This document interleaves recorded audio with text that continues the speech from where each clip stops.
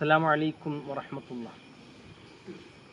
പാപങ്ങൾ പൊറുക്കാൻ അസ്തഗ്ഫിറുല്ലാഹൽ അളീം എന്ന ദിക്ർ അള്ളാഹുവിനോട് മനമറിഞ്ഞ് കണ്ണീരോടെ ചൊല്ലിയാൽ മതി. അള്ളാഹു പാപങ്ങൾ പുറത്തു തരും.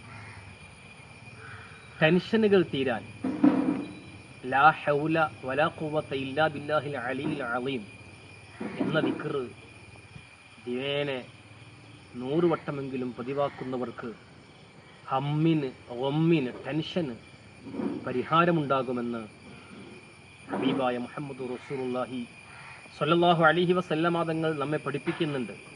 കൻസും മിൻ കുനൂസിൽ ജന്ന, സ്വർഗത്തിൻ്റെ നിധികൾപ്പെട്ട നിധിയാണ് ലാ ഹൗല വലാ ഖുവത ഇല്ലാ ബില്ലാഹിൽ അലിയിൽ അളീം എന്ന ദിക്ർ എന്ന് ഹബീബായ തങ്ങളെ ഹദീസിൽ നിന്ന് വായിച്ചെടുക്കാൻ കഴിയും. എന്നാൽ ഞാൻ പറഞ്ഞു വരുന്നത് റബീഉൽ അവ്വൽ നമ്മിലേക്ക് വരികയാണ്. എന്നാൽ റബീഉൽ അവ്വൽ നമ്മൾ ധാരാളമായി ചെയ്യേണ്ട സുഹൃതം എന്താണ്?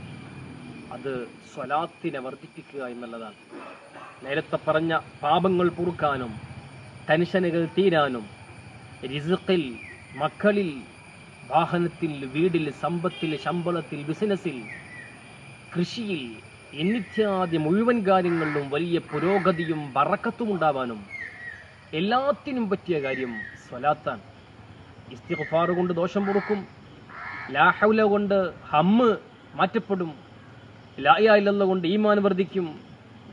അങ്ങനെ ഓരോന്നുകൊണ്ടും ഓരോ നേട്ടങ്ങളുണ്ടെങ്കിൽ സർവ്വ നേട്ടങ്ങളും സംഗമിച്ച ഒന്നാണ് സ്വലാത്ത് എന്നുള്ളത്. അതുകൊണ്ട് റബീഉൽ അവ്വൽ വരുന്നു, കൗണ്ടർ ഉപയോഗിച്ച്, തസ്ബീഹ് മാല ഉപയോഗിച്ച്, എണ്ണം വെച്ച് ലക്ഷക്കണക്കിന് സ്വലാത്തുകൾ ചൊല്ലുക. ഹബീബിന്റെ റൗള ഷരീഫിലേക്ക് സ്വലാത്തുകൾ നമ്മൾ ചൊല്ലിക്കൊണ്ടേയിരിക്കുക. ഇൻഷാ അല്ലാഹ് റബീഉൽ അവ്വലിന്റെ അവസാനമാകുമ്പോഴേക്ക് നമുക്ക് ലക്ഷക്കണക്കിന് സ്വലാത്തുകൾ തിരു റൗളയിലേക്ക് സമർപ്പിക്കാനാവണം. അള്ളാഹു നമുക്ക് ഭാഗ്യം നൽകട്ടെ.